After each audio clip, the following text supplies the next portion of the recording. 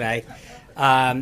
As you know, the ambassadors for the UN Security Council are here today visiting, and Ambassador Haley wanted to come by and make sure we have an update as to what they're talking about, some of the issues. When she's done, she's got to join a meeting that's in progress. Secretary Mnuchin has some comments that he'd like to make. We'll take some questions from him and then resume the briefing. So without further ado, the Ambassador of the United Nations, Nikki Haley. Thank you, Sean. I will tell you, we have had an exciting day in D.C. We are hosting the members of the Security Council, and when you think of that, this is the most powerful group that decides sanctions, relief, any sort of conflict that comes up. This is the group. And so the idea that they were able to come to D.C. is overwhelming for them. They are extremely pleased. We started the morning at the Blair House with Senators Graham and Cardin, as well as Congressman Smith and Congresswoman Bass. So they had a lot of interaction, probably about an hour and a half, talking about issues from budget all the way to peacekeeping issues, as well as conflicts in North Korea and Syria, and then with the problems in Iran. So it was a very healthy discussion there. From there, we came over to the White House, and the president greeted all of the members, had his picture taken with them, and then we all sat down for lunch. And it was an open dialogue, very much of the members wanting to hear from the president what his plans are, what he was going to continue to do on Syria or not continue to do, North Korea. All of those issues are certainly at the forefront. And the idea that he would have that dialogue with them is tremendously helpful to me. Whereas, in the Security Council, we need them to really engage. We need them to now know that we are about action. And I think that what we've tried to do in the UN is really bring reform in the way we spend, reform in the peacekeeping operations, but also reform in the resolutions that are passed, that what we pass actually means something, and that there's accountability in what we pass. And so I think they heard that loud and clear today from the president. I think that they are thrilled with the engagement that they had, and I think it shows that the president's very engaged on foreign policy, and they see that. The idea that he would sit down and want to talk to them about each of their countries and the Security Council collectively is massive for a president to be able to do this, and it was certainly helpful for the United States. Now they are in briefings with General McMaster, focusing on North Korea, also focusing on ISIS, and engaging on that front, and we'll continue to have other conversations as well. But as far as we go, great day for the Security Council, great day with the president, and certainly more good to come out of this meeting. So thank you very much. I've got some ambassadors waiting, and we will talk to you soon. Thank you. Thank you, Ambassador. So without further ado, Secretary of the Treasury, Stephen Mnuchin. Seems like I'm becoming a regular here. It's nice to see all of you again. Earlier today, the United States Department of Treasury's Office of Foreign Asset Control imposed sanctions in response to the April 4th, 2017 sarin attack on innocent civilians by the regime of Syrian dictator Assad. OFAC is sanctioning 271 employees of Syria's Scientific Studies and Research Center, the Syrian government agency responsible for developing and producing non-conventional weapons and means to deliver them. OFAC has targeted these 271 employees because they have expertise in chemistry and related fields or have worked in support of chemical weapons programs since at least 2012. Today's action, less than 3 weeks after the attack on Khan Sheikhoun, is one of the largest ever executed by OFAC. In a single action, we are more than doubling the number of individuals and entities sanctioned since the start of the Syrian conflict pursuant to Syria-related executive orders. These sweeping sanctions are intended to hold the Assad regime and those who support it, directly or indirectly, accountable for their blatant violations of the Chemical Weapons Convention in UN Security Council Resolution 21-118. The United States is sending a strong message with this action that we will not tolerate the use of chemical weapons by any actor, and we intend to hold the Assad regime accountable for its unacceptable behavior. The Treasury Department, together with the Department of State and our international partners, will continue to relentlessly pursue and shut down the financial networks of any individuals involved with serious production or use of chemical weapons. I'd also comment that recently we had sanctions on North Korea and Iran, and we'll also continue to add to and monitor those as appropriate. And with that, I'd be happy to take a few questions. Is this the only round of sanctions we can expect against Syria in the wake of that chemical weapons attack, or are you considering more? And are you considering the possibility of sanctions against Russia for not going far enough to try to dissuade Assad? We don't comment on the specifics of sanctions that we are going to do in the future. But again, what I will tell you is these sanction programs are very important, they're very effective, and we will continue to use them to the maximum amount available by law. Secretary, on the budget, is the border wall a deal breaker for the president, even to the point of a government shutdown? I'm not going to comment on the specifics of that, but what I will say is I was in a meeting this morning with Director Mick Mulvaney and other senior people.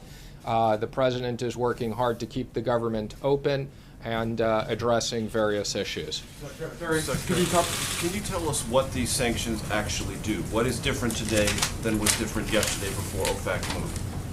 Well, the sanctions are enormously important. So by identifying 271 additional people, these sanctions, as you know, will both freeze assets if there's assets here and prevent U.S. entities from doing business, as well as these sanctions have enormous impact with all of our partners around the world who also work with us on these issues. We're not doing any business. Secretary, are we, sir? We're not doing any business. As you know, the administration is trying to grapple with the Paris Climate Agreement and come to a decision on that. Where do you stand on it? Do you support staying in Paris or coming out? Again, I would just comment that we're having discussions on that, and that's where I'll go on that. Are you aware of any American companies doing business with those individuals that have sanctioned today?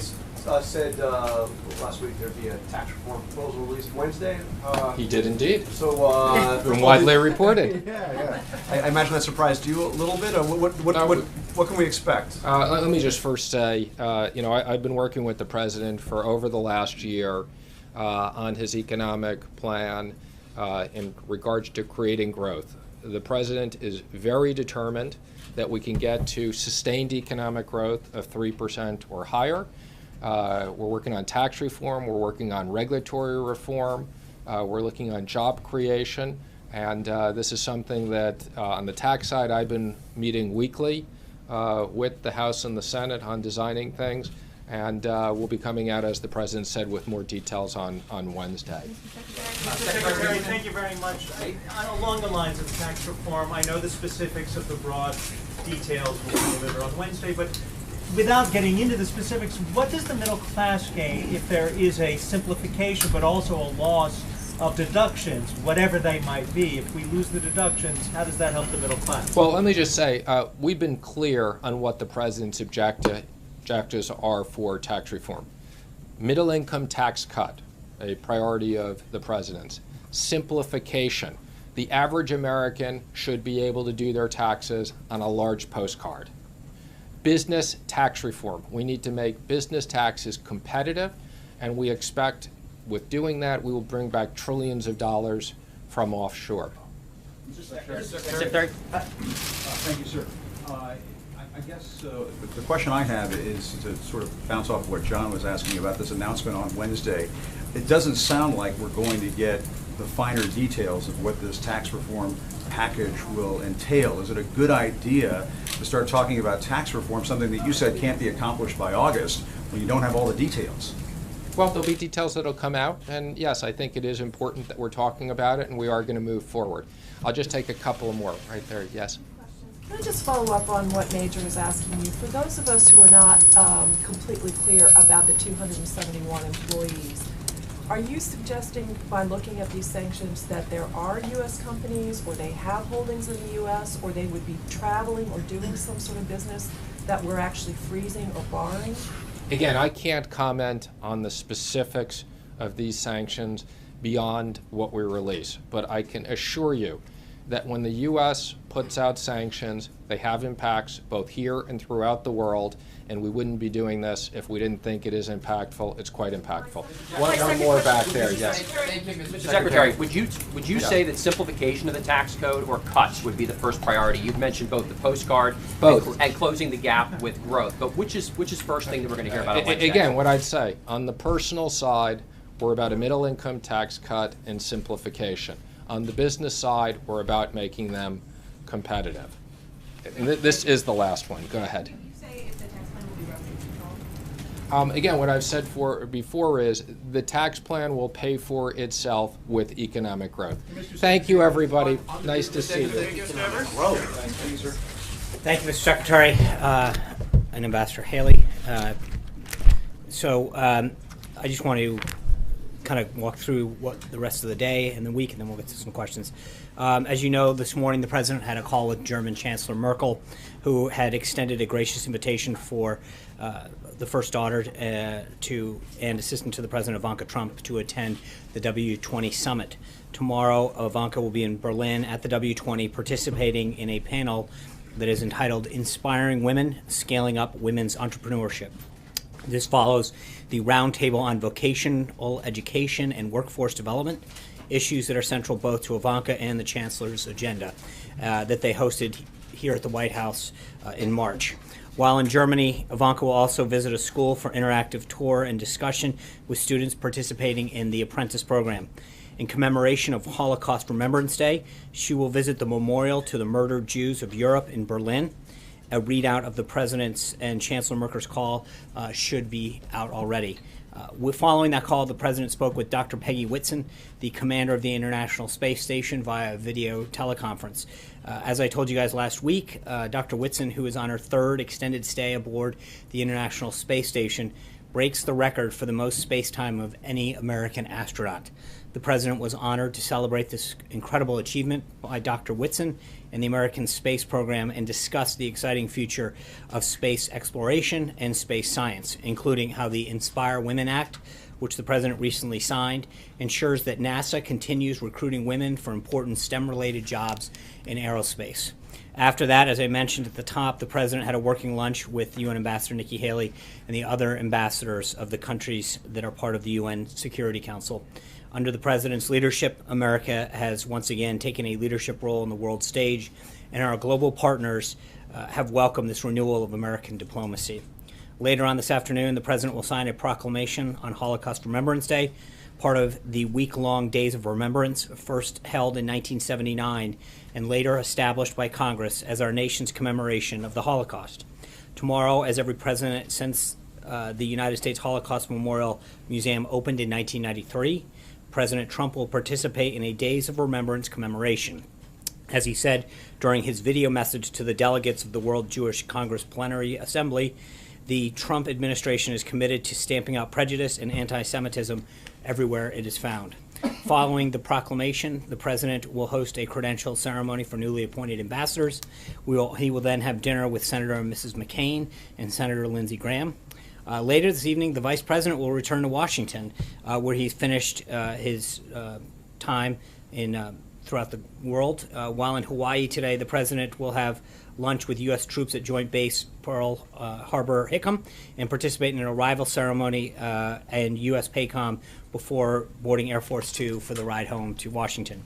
As we get closer to the President's 100th day in office, throughout the week, the White House is hosting briefings and events to provide several opportunities for many folks in the press to hear directly from the administration and our officials on what we've achieved in the first 100 days and what we're looking to continue to achieve on days 101, 102, 200, etc. Throughout the week, the President, cabinet officials, and senior White House staff will be talking about the President's agenda on national, local media, and various platforms. Finally, I wanted to acknowledge the distressing reports regarding American citizens coming out of the Ukraine and North Korea. We're deeply saddened by the death of a paramedic and United States citizen serving in the Organization for Security and Cooperation in Europe Special Monitoring Mission. We extend our deepest condolences to his family, friends, and loved ones, and wish his colleagues who are injured in the blast a quick and speedy recovery. We call on all parties to cooperate with the Special Monitoring Mission to allow it to fully investigate this incident.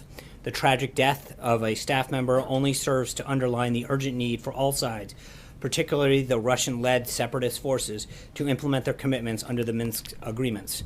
We are also aware of reports that a United States citizen was detained in North Korea over the weekend. The protection of United States citizens is one of our government's highest priorities. I would direct any further inquiries on this matter to the State Department. Also on North Korea, on Wednesday, the White House campus will play host to a briefing for all 100 U.S. senators on the subject. The briefers will be Secretary Tillerson and Mattis, Director Coates, and General Dunford. This is a Senate briefing convened by the Majority Leader, not a White House briefing. We are just serving as the location. For further questions, I would direct you to the Majority Leader's office and the office of the 4 briefers. With that, glad to take a few questions. Yep. Talking about the budget, how committed is, if this was asked earlier, but can you talk about how committed the president is to having the border wall funded this week, or having some funding in that spending bill? And if it is not in there, will he sign it? Well, again, those negotiations continue with House and Senate leadership. Obviously, the money for our military and our border security and wall have been part of that request, and that is something that those are the president's priorities heading in, with respect to the CR and keeping the government open. I think we feel very confident where we're headed, and I'm not going to get ahead of the negotiations that are ongoing. Director Mulvaney has been very, very deep in those discussions, and I expect there to be an announcement soon with but I'm not going to start to take things on and off the table with respect to what the president may or may not do. Phil. Yeah, Sean, just doubling up on that question there about the CR debate and the funding, does he specifically expect there to be funding for the border wall, or would border security measures be enough to satisfy the president? And how do you differentiate between the two? For example, what could be funded in the CR that you could say is part of the wall, even if it's not explicitly right? So there's obviously a lot of components to that. You've got fencing and drones, and I don't want to get ahead of those negotiations. They are ongoing, but the president's priorities have been very clear from the beginning. It sounds, Sean, just to follow up, that are we backing off on the wall? Are we saying it is on the table? No, we're saying that the president has made very clear that he's got 2 priorities in this continuing resolution. Number 1, the increase in funding for the military, and number 2, for our homeland and border security and the wall. But I'm not going to start to get into, we were having a negotiation with House and Senate leadership, and to prejudge where it ends up at this point would be, would not be prudent. Okay, Trey. thanks, Sean. I have 2 questions for you. On the Syrian economic sanctions, how will the administration determine how effective they are? Well, I think there's going to be a lot of ways, but I think first and foremost is to send a clear signal to make sure that they understand that we don't take their actions lightly. And that we want to do everything we can to have stability in the region. So I think there's going to be a lot of ways in terms of their behavior going forward that we'll know whether they're working. But I think, as the president has made clear and Secretary Mnuchin just did, I think we have a lot of tools at our disposal to try to achieve an outcome that brings stability to that region. And my second one on North Korea, the fact that a 3rd U.S. citizen has been detained by the regime in Pyongyang, does this make it more difficult for the president to negotiate through China to try to denuclearize North Korea? No, I think China, and we noted it before, Ambassador Haley noted it in several interviews this morning, but China has been very, very helpful in this process and continues to be, and I think we hope to see a change in behavior, but it is a very positive sign, the level of engagement that China has enacted. Is the Trump administration calling for the release of this U.S. citizen currently being detained? Well, absolutely. I mean, we want to make sure that all of our citizens are protected and returned home, but the State Department is playing the lead on that. Eamon. Thanks, Sean. As you know, there's quite a bit of concern among Republicans on Capitol Hill about the federal deficit. When you roll out the tax plan on Wednesday, are you also going to include pay-fors in there? That is, those things that raise revenue as well as those things that are tax cuts, so that conservatives can be confident that this won't blow a hole in the deficit? Yeah, I think we will have further details. I'm not going to get ahead of the president's rollout, but I'm not going to the level of specificity in terms of the pay-fors and the cost. We'll have to see how comfortable the president is. Jennifer. Sean, can you tell us if the president is aware of the American pastor jailed in Turkey, and did he raise that with President Erdogan when he called Monday to congratulate him? I'm not going to get into the specifics of the president's conversation. We're obviously aware of that action, and we're going to continue to work through the State Department on that. Jordan. Thank you, Sean. Can you explain why President Trump didn't use the word genocide to refer to the killing of 1.5 million Armenians in his statement today? Yeah, the statement that was put out is consistent with the statements that have been put out for at least several of the past administrations. So I think if you look back to the language that President Obama, President Bush, et cetera, have used, the language that the president used is consistent with all of that. Katie. Two different topics. First, the border wall and the logistics of that. Secretary Kelly said he still expects construction to start this summer. There are still a few ranchers in Texas and Arizona who welcome the security but are skeptical of giving up family-owned land that's been in their families for generations. So what is the White House message to them directly, and what can you guarantee that they'll be compensated? I think we will do everything in accordance with the law. This has been an issue that has gone on several times as that issue has been raised over the last several decades, or excuse me, several years. And so we will do everything in accordance with the law with respect to the land that's needed for that. But again, the Homeland Security Secretary understands what's going to be needed, and we'll do surveys and the appropriate planning to make sure that we minimize that to the extent possible. And then the next question, on a different topic. The FBI and Justice Department last week arrested 2 doctors in Michigan for allegedly performing genital mutilation on little girls as young as 6 years old. It's the first case in the United States. What is the White House reaction to that case? Yeah, I mean, we've talked before about pending investigations, and we don't comment on any pending investigations or actions by the Justice Department. Major. Is 100 days, as the president said on Twitter, a ridiculous benchmark or an important one? Well, I think obviously in the context of an entire administration, there is a lot that I think we feel very proud that we've done and taken care of. When you look at the immigration piece in particular, border crossings way down, the number of executive orders and pieces of legislation the president signed, I think we feel very proud of what we've been able to accomplish and fulfill the promises that he's made to the American people. But I think it's got to be kept in context, and I think there is sort of this artificial number that gets thrown out. So on one. Well, I mean, the context is it's 100 days, and you have 4 years in your first term, and 8 years for 2 terms. That I think. Mr. Trump introduced a contract with the American voter over 100 days. I understand, right. And so again, I think when you look at the number of pieces of legislation, the executive orders, business confidence, the place, the U.S.'s role in the world, there's a lot that we feel that.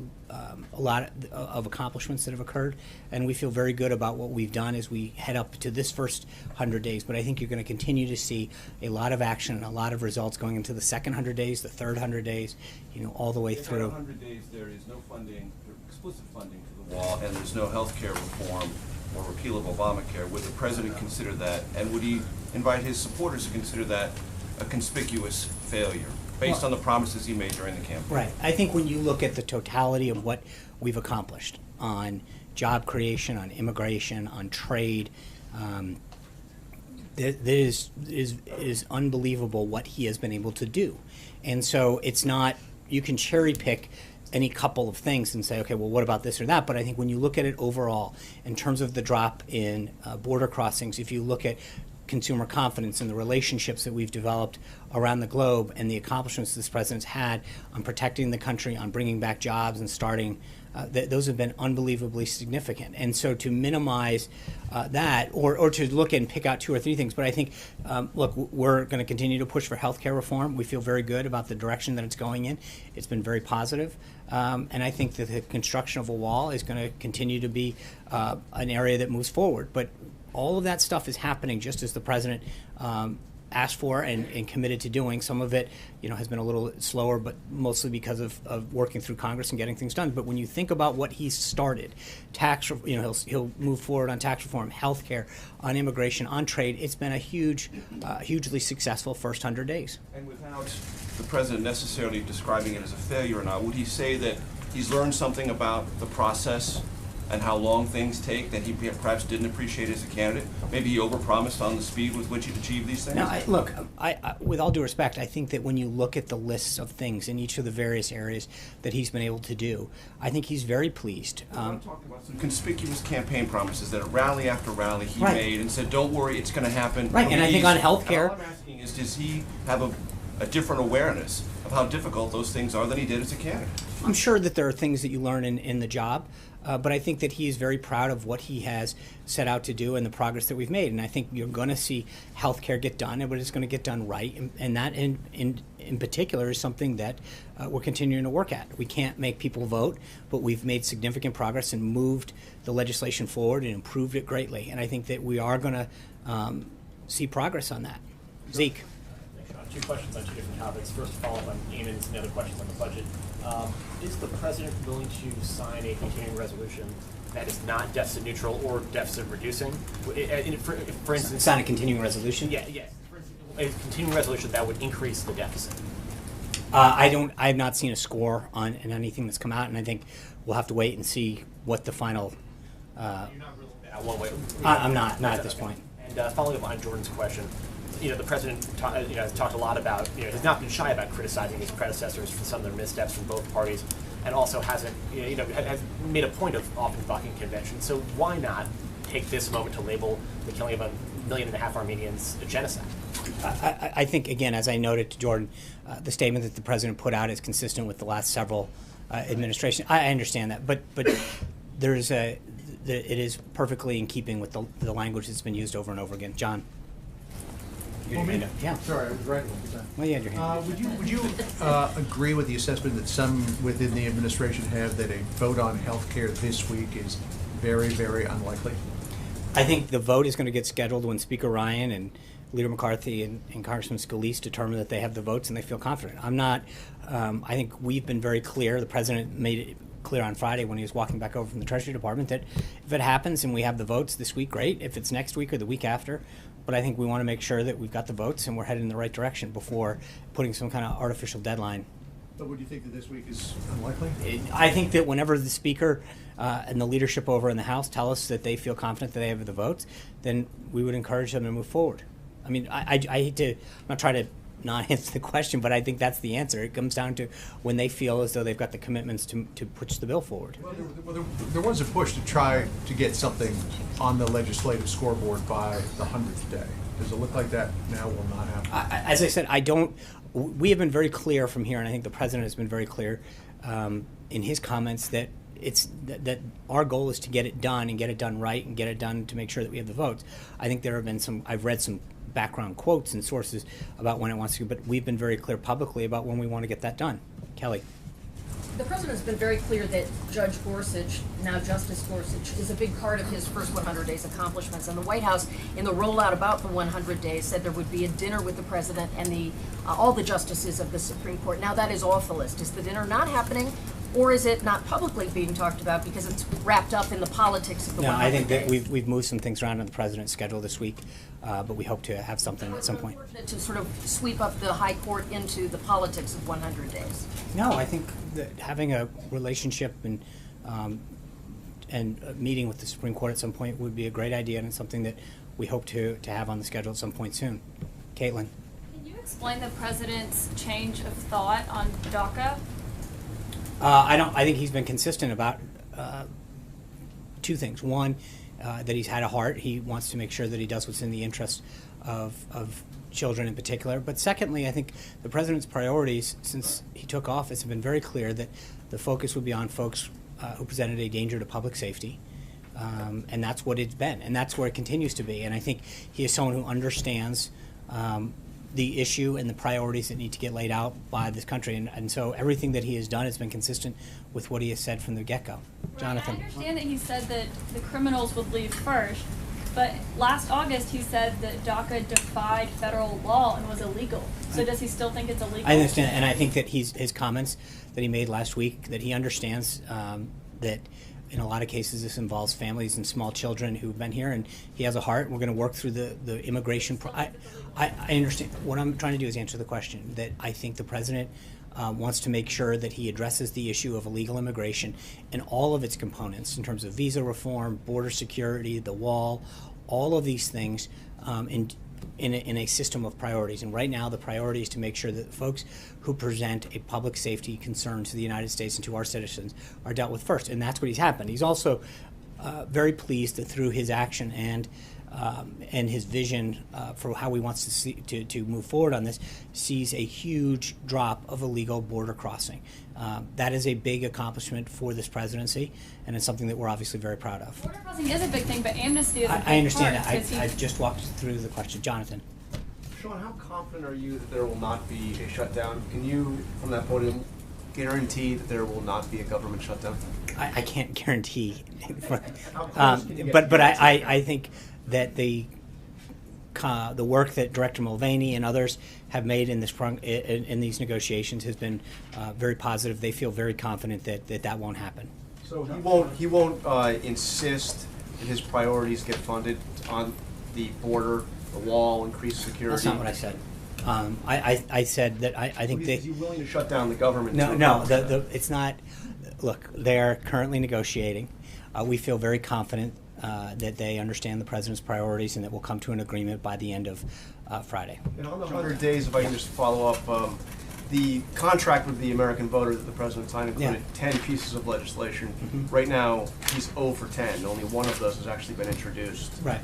And I think that we're going to continue to work with Congress.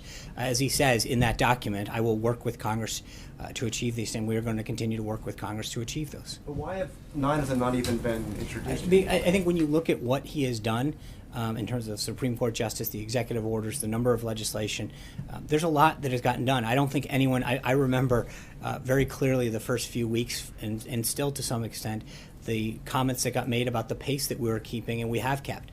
The president has been extremely busy, and I think when you recognize the amount of issues that he's tackled, the amount of progress that he's made, it is very significant, and we will continue to present all of that throughout the week. But again, as I said to Major, I think you can look at a few of these areas and nitpick a couple of them, but I think overall, he has signed a record number of executive orders. He has rolled back regulatory reforms. No, I understand that, but right. To take action. But I don't think there's any question that the president has done a significant amount for the American people on the issues that he has put forward during the campaign. Just to be clear, you're not describing the wall and healthcare as nitpicking. Jim. Are you? No, I'm not. Neither of the. No, I'm not. Those pieces are not small, but I'm saying in terms of overall what he has accomplished has been unbelievably significant.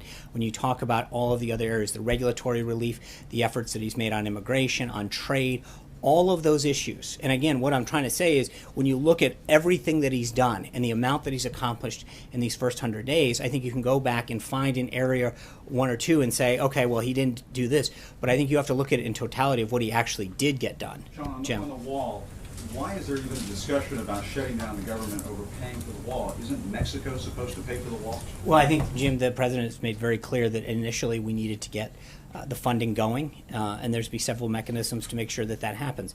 That funding piece will happen in due time. Alexis. That is a promise that the I president understand made that. during the campaign It time. is- and no, again, no, but he also that Mexico would pay for the wall. Right. And now we're having a discussion that the No, no, government we- might shut down over the wall. Who's gonna pay for it? Right. So a couple things. One, as I pointed out to Jonathan, we feel very confident the government's not going to shut down. Number two is I think the president has been very clear in the past about the fact that, and this is not a new thing, he talked about this, that in order to get the ball rolling on border security and the wall, that he was going to have to use the current appropriations process, but he would make sure that that promise would be kept as far as the payment of it. And just a real quick follow-up. If border crossings are down, and that's a talking point that the White House uses time here, is the wall even necessary? Absolutely. The wall it does several things. How can the border crossings be down? Because and the I president's think- saying, well, we're going to have all these drugs flowing in if we don't have a wall. Because you can't, just because you have a couple good months in a year, I think you want to make sure that you take prudent long-term steps. I mean, so the president is going to fulfill, and frankly, it's a promise that he made to the American people. I think if you're coming in from our southern border, he has taken a lot of steps so far that has deterred border crossing, but this is a permanent step that will extend beyond his presidency. 8 years from now, the next president will have that wall in place to make sure that it doesn't continue. So that Mexico's going to pay for it. That's right.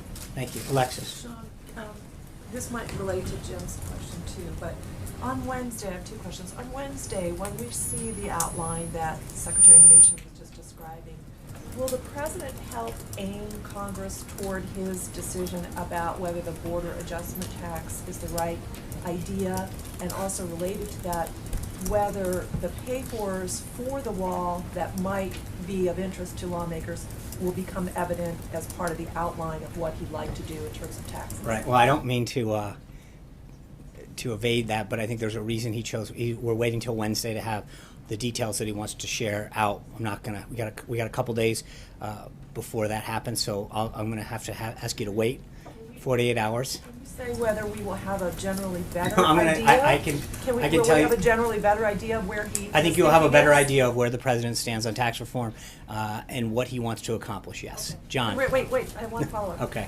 When you were just describing, and Secretary Mnuchin was describing, achieving an economic growth of 3% or higher, which is slightly lower than what the president talked about in the campaign, which was a very ambitious goal of 4%.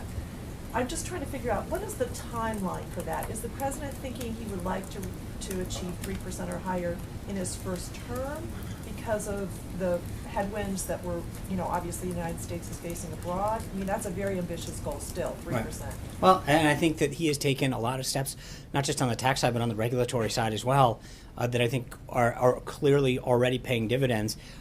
In terms of we've talked about this before, manufacturing come back and jobs come back, and I think there's going to be a renewed commitment of many manufacturers, American companies, to bring back jobs, to grow, to hire, to expand here in the United States. And so I think that growth will precede the president's actions, both on the tax front and on the regulatory side. John. Thanks so much, Sean. As you know, the first go-around at replacing Obamacare was not successful. Since then, are you any closer to getting 218 votes in the House to pass a replacement for the Affordable Care Act? Yes. And very good. Got a number? And, yeah, elaborate a little bit more than yes. Well, first of all, we only need 216. You're making it a little tougher on us right now. But I do think that we have seen progress with members in terms of some of the changes that have been made to make it a stronger bill.